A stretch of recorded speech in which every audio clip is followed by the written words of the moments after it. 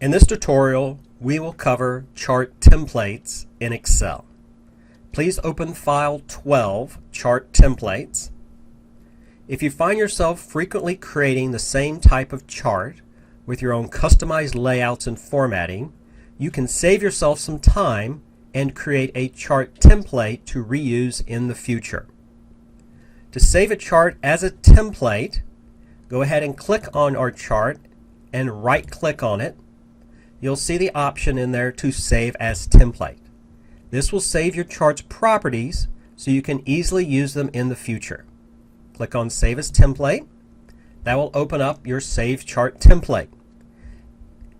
Now please notice it's storing it in your Templates folder and your chart so we can access it later. And let's give it a name. Let's call it our BVE Chart Template. Once we've given it a name, go ahead and click on Save. And that saves the chart template in the system so that you can use it again later. So let's go to the worksheet Sales and let's select our data. Go ahead and select A2 down to D5. Now that we have the data selected, let's go back up to the Insert tab on our ribbon and we can open up some different charts. Now, if you would, look for the chart group. You could click on recommended charts, but I want to point out that you have a little button in the lower right hand corner of that group called See All Charts. Click on that. That will open up the same Insert Chart window. Now, if you would, click on the tab for All Charts and then click on the option on the left hand side in the pane for Templates and you'll see there's that BVE chart template. You can put your pointer on to get a preview of how it'll look. With it selected, go ahead and click OK.